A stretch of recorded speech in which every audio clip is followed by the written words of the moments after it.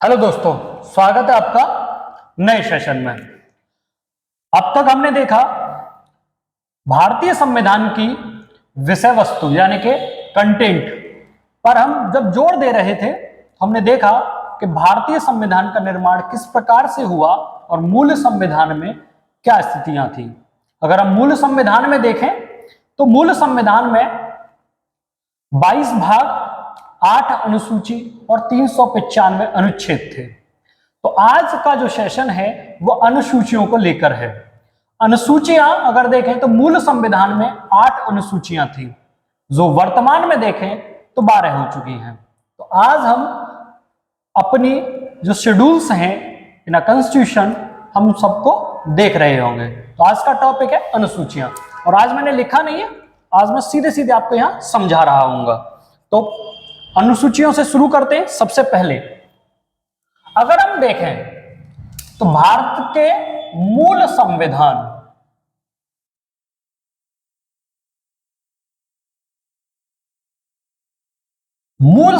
जो था, यानी कि जो संविधान 26 जनवरी 1950 को लागू हुआ, उस संविधान में अगर हम अनुसूचियों की स्थिति देखें तो जो संविधान 26 जनवरी 1950 को लागू हुआ वह मूल संविधान।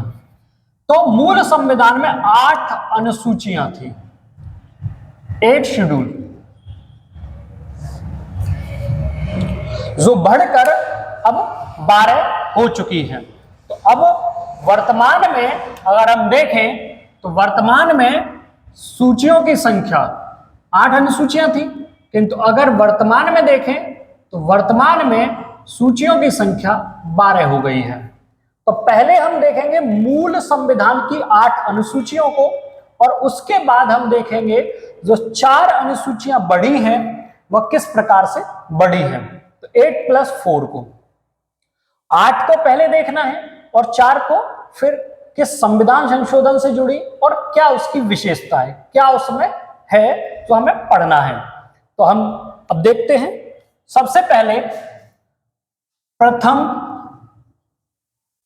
या पहली अनुसूची,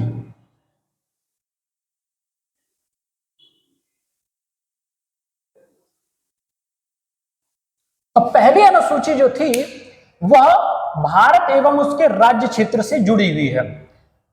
पहली अनुसूची, पहला भाग और पहला आर्टिकल भारत एवं उसके राज्य से ही जुड़ा है।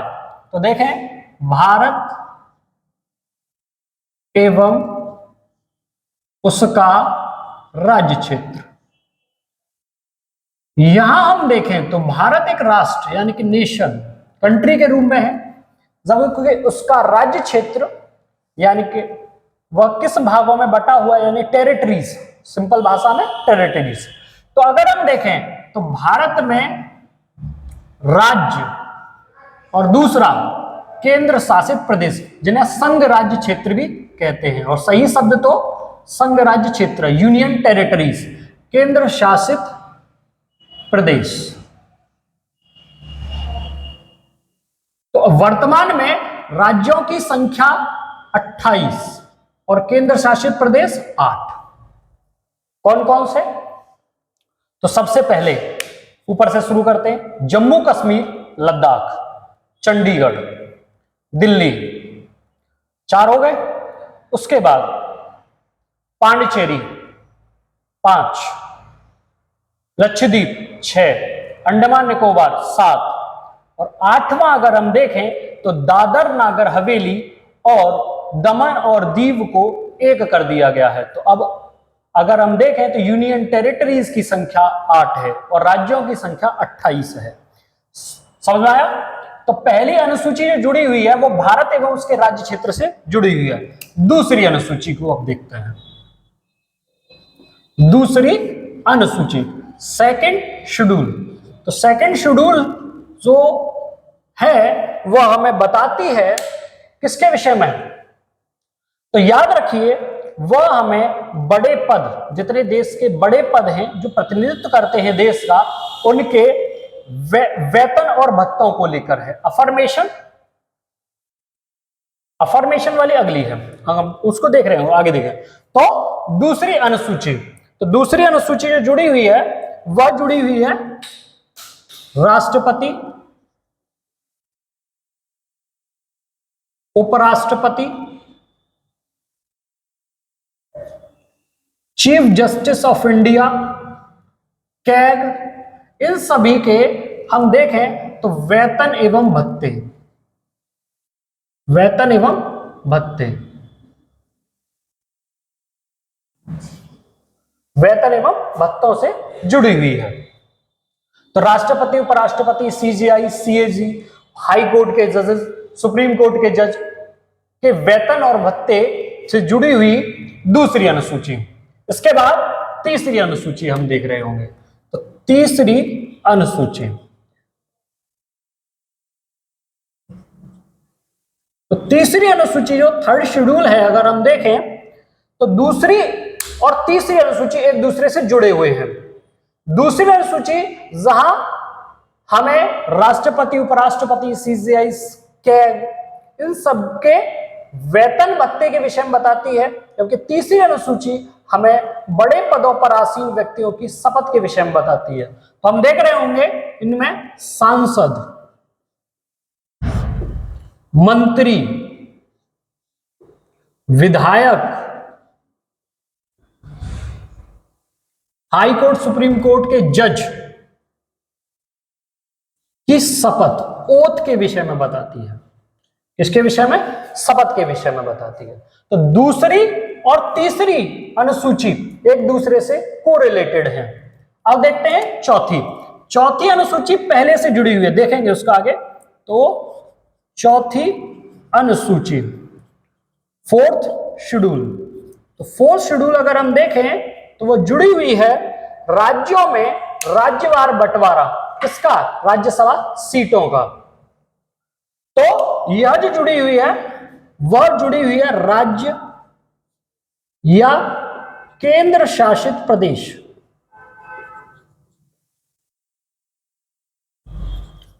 प्रदेशों में राज्यसभा सदस्यों की संख्या से।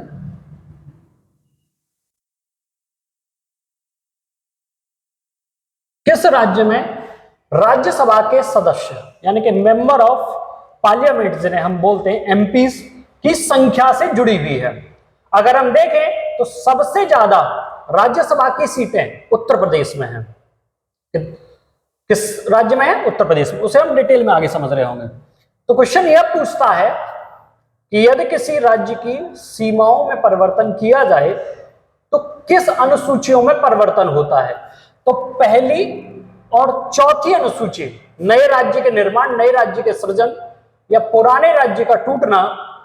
जैसे हम देखें तो जम्मू कश्मीर जो एक राज्य है जिसे तोड़ा गया, जम्मू कश्मीर और लद्दाख में, तो पहली और चौथी अनुसूची में सामान्यतः परिवर्तन दिखाई देगा। या किसी हम राज्य को, जैसे मान लीजिए उत्तर प्रदेश को अगर हम 4 राज्यों में विभाजित करते हैं, जो बड़ी मांग है बहुत लंबे समय से, तो 4 राज्यों में जब हम विभाजित करेंगे तो पहली और चौथी अनुसूची में परिवर्तन आपको देखने को मिलेगा। याद रखिए इस बात को। तो चौथी अनुसूची, इसके बाद हम देखेंगे 5वीं अनुसूची को। 5वीं अनुसूची, 5th शेड्यूल अगर हम देखें तो जो जुड़ी हुई है वह जुड़ी हुई है अनुसूचित जाति एवं जनजाति क्षेत्रों के प्रशासन से। अनुसूचित जाति शेड्यूल, अनुसूचित जाति, शेड्यूल्ड कास्ट एंड अनुसूचित क्षेत्र, अनुसूचित क्षेत्र एवं अनुसूचित जनजाति क्षेत्र।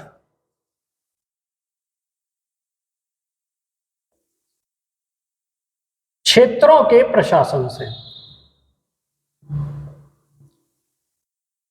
एससी एंड एसटीज एरिया जितने भी होते हैं उनके प्रशासन से जुड़ी हुई अनुसूची है 5वीं अनुसूची। 5वीं अनुसूची और 6वीं अनुसूची एक दूसरे से कोरिलेटेड है, दोनों एक दूसरे से जुड़ी हुई है। क्योंकि 5वीं अनुसूची अनुसूचित क्षेत्र, अनुसूचित जनजाति क्षेत्रों के प्रशासन से जुड़ी है। जबकि अगर हम छठवीं अनुसूची को देखें, कौन सी अनुसूची? छठवीं। तो अगली है छठवीं अनुसूची।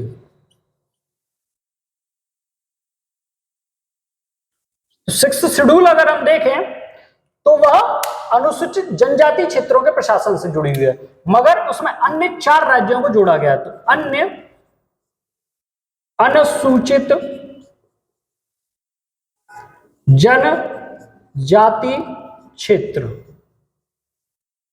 जिसमें राज्य हैं असम, मेघालय, त्रिपुरा, मिजोरम का प्रशासन। इनको याद करने का बड़ा सिंपल सा तरीका, अगर हम नॉर्थ ईस्ट का मैप देखें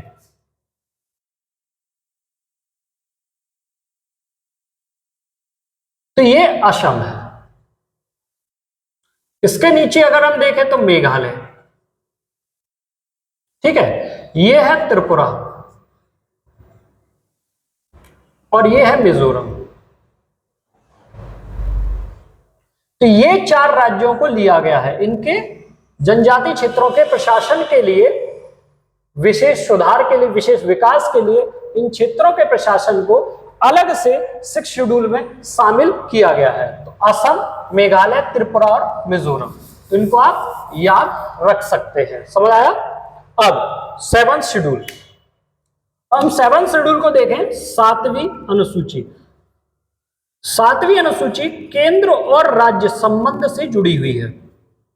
इसमें 7वीं अनुसूची में 3 विषय हैं: संघ सूची, राज्य सूची और समवर्ती सूची। लास्ट सेशन में हमने देखा कि समवर्ती सूची को ऑस्ट्रेलिया के संविधान से लिया गया है। कहां से लिया गया? ऑस्ट्रेलिया के संविधान से। तो संघ सूची क्या है, राज्य सूची क्या है, समवर्ती सूची क्या है? संघ सूची पर कानून बनाने की शक्ति संघ यानी कि केंद्र सरकार को है। राज्य सूची पर कानून बनाने की जो जिम्मेदारी है, अधिकारता है, वह राज्य को है। समवर्ती सूची ऐसी सूची है या ऐसे विषय हैं जिन पर केंद्र और राज्य दोनों कानून बना सकते हैं। किंतु कॉन्ट्रडिक्शन अगर होता है केंद्र और राज्य के कानूनों में, तो केंद्र के कानून सर्वोपरि होंगे, यानी कि केंद्र के कानूनों को माना जाएगा। अगर हम देखें तो संघ सूची में 97 विषय हैं। कितने हैं? 97 विषय। 100 तक पहुंच गए थे, फिर हटा दिया है। 97 अभी वर्तमान की स्थिति है। 97 थे इसमें मूल में, संविधान में। 100 पहुंचे, फिर उसको घटा दिया, 97 की स्थिति है। राज्य सूची में 66 विषय थे। कितने थे? 66 विषय। अब 66 को घटाकर 61 कर दिया गया है। कितने विषय हैं? 61। तो इस समय वर्तमान में राज्य सूची में 61 विषय हैं, 61। और समवर्ती सूची में 47 थे, जो बढ़ाकर अब 52 कर दिए गए हैं। कितने विषय हैं? 52। याद रखिएगा इस बात को। तो 52 विषय हो गए हैं। अब देखते हैं मूल संविधान की अंतिम अनुसूची, यानी कि 8वीं अनुसूची, 8th शेड्यूल। बहुत महत्वपूर्ण है यह परीक्षा के लिए। 8वीं अनुसूची बहुत बार इससे प्रश्न बनता है, और इसमें प्रावधान है भाषाओं का। किसका प्रावधान है? लैंग्वेज, भाषाएं। अगर हम भाषाएं देखें तो मूल संविधान में 26 जनवरी 1950 को जो संविधान लागू हुआ, तब भाषाएं थी 14। और वर्तमान में देखें तो वर्तमान में जो भाषाएं हैं वो हो गई हैं 22। सबसे पहले 21वें संविधान संशोधन से 1 जुड़ी, फिर 71वें 71 से 3 जुड़ी, और फिर 92 कॉन्स्टिट्यूशन अमेंडमेंट से 4 भाषाओं को जोड़ा गया। वो लास्ट 4 भाषाएं कौन सी हैं? बोडो, डोगरी, मैथिली और संथाली। बोडो, डोगरी, मैथिली और संथाली। अब वर्तमान में 22 भाषाएं हैं। समझ रहे हैं? तो कॉन्स्टिट्यूशन में कितनी वर्तमान में भाषाएं? 22। मूल संविधान में कितनी थी? 14। तो ये 8 अनुसूचियां मूल संविधान की अनुसूचियां हैं। अब हम देखते हैं उन अनुसूचियों को जो बाद में जोड़ी गई, तो जो फेरबदल के बाद। तो सबसे पहले अनुसूची,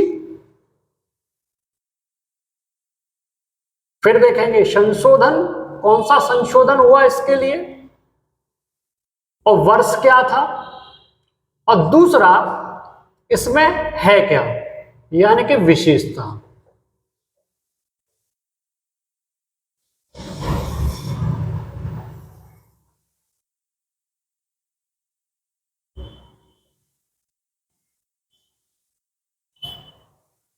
तो अगर हम देखें तो ये अब वह अनुसूचियां हैं जिन्हें बाद में जोड़ा गया।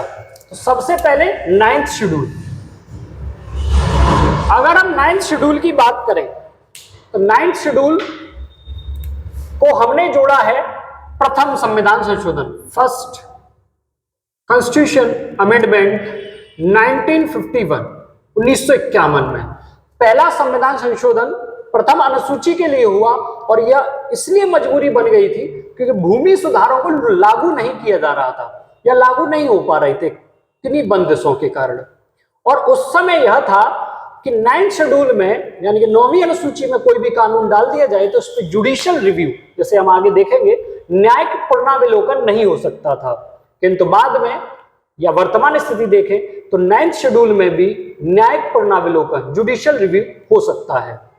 तो इसकी विशेषता उस समय यह थी कि इस पे जुडिशियल रिव्यू यानी कि सुप्रीम कोर्ट इसको नहीं जस्टिफाई कर सकता था, ऐसा कुछ था। किंतु वर्तमान में इस पे भी न्यायिक पुनरावलोकन हो सकता है।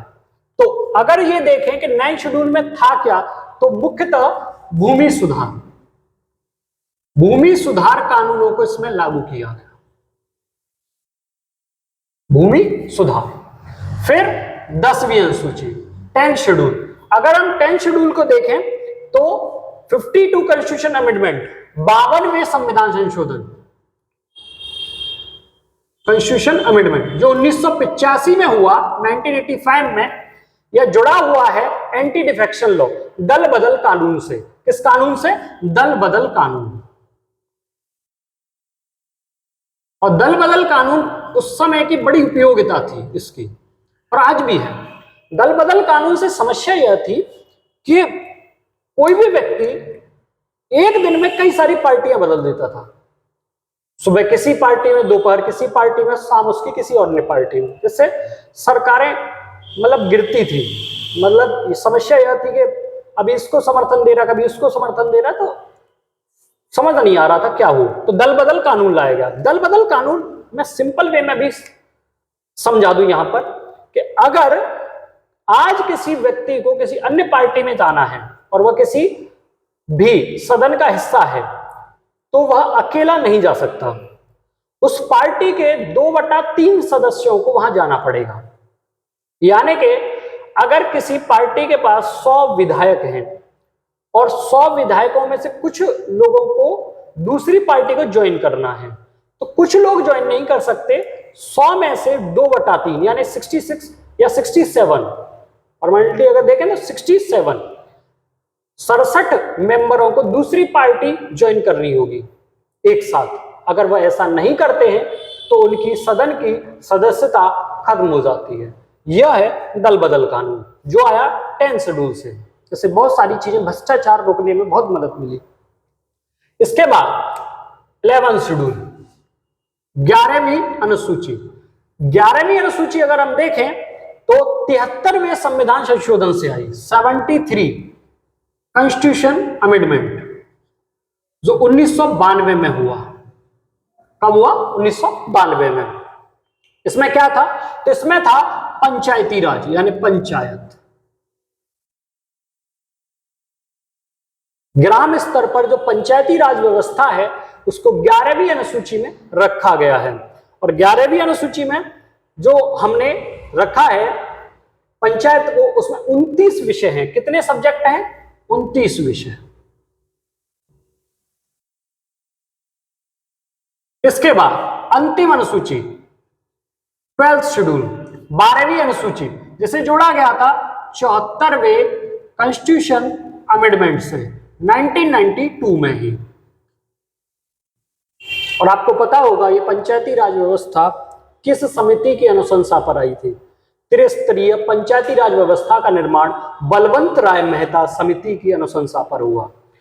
अगर हम 12वें अनुसूची को देखें जो 74 कॉन्स्टिट्यूशन अमेंडमेंट 1992 से आई, इसमें है क्या? तो इसमें है नगर पालिका का प्रशासन या नगर पालिकाओं की स्थापना। नगर पालिका, और कितने विषय हैं इसमें? जैसे पंचायत में 29 विषय हैं, नगर पालिका में कितने विषय हैं? तो इसमें है 18 विषय।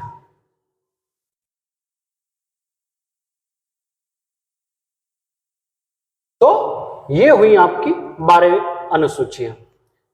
इनकी इंग्लिश में एक ट्रिक है, उसको भी देख लेते हैं जो आपको मदद दे सकती है। वैसा मेरा मानना तो यह कि एक बार कायदे से पढ़ा जाए किसी भी चीज को तो ठीक रहता है। फिर भी एक, और मैंने उम्मीद है मैंने आराम से समझाया, आपको समझ में आया होगा, किंतु एक ट्रिक है उसको देख लेते हैं।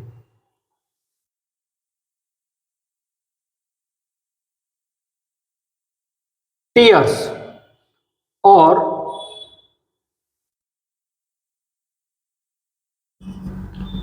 Old PM,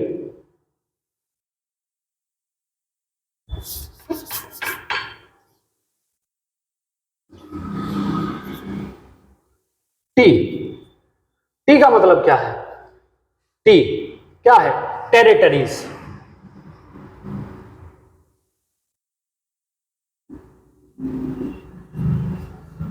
territory, sorry territory. तो टी का मतलब है यहां टेरिटरी। तो पहली अनुसूची अगर देखें तो किससे जुड़ी है? भारत उसके राज्य क्षेत्र यानी टेरिटरीज से। तो पहली टी यानी कि टेरिटरी। फिर अगला देखें ई जो है यानी कि सेकंड शेड्यूल हम देख रहे थे किससे जुड़ी हुई है? वेतन एवं भत्तों से, अमेलमेंट्स। क्या बोलते हैं इसे? अमेलमेंट्स।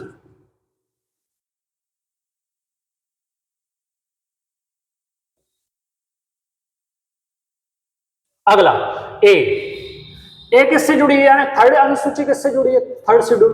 तो वह जुड़ी हुई है शपथ, ओथ से, affirmation and auth.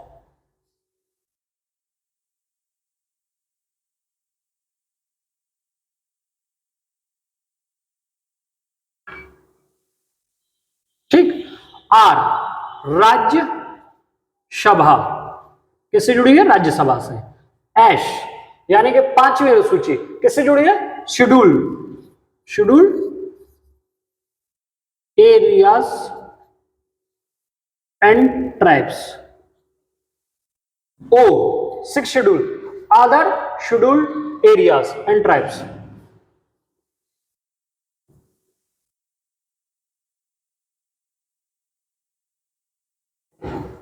And tribes. Or यानी 7th शेड्यूल, तो किससे जुड़ी हुई है? स्टेट सेंटर रिलेशन से। तो आर का मतलब relation between state and centre. ठीक। ओ 8th शेड्यूल, वो जुड़ी हुई है हमारे किससे? तो वो हमारी ऑफिशियल लैंग्वेज से। Official language. ठीक है, कितनी है इस समय वर्तमान में? तो 22। 14 + 8 यहां लिखा होगा कितना है? 14 + 8। एल का मतलब क्या है? Land reforms, 9th schedule. D दल बदल कानून। ठीक। पी पंचायत। और M municipal corporation. Municipal corporation. तो हमने 12 अनुसूचियों को देखा, महत्वपूर्ण जितनी भी 12 अनुसूचियां थी हमने उनको देखा और उनकी विषय वस्तु को समझा। 12 अनुसूचियां पेपर में पूछी जाती रही हैं, बहुत महत्वपूर्ण है। मैंने 8 अनुसूचियों को लिखवाया, पहले जो मूल संविधान में थी, समझाया उनको, और फिर 4 अनुसूचियां जो बाद में संविधान संशोधन से जोड़ी गई, उनको भी हमने आज यहां देखा। आप स्क्रीनशॉट ले सकते हैं।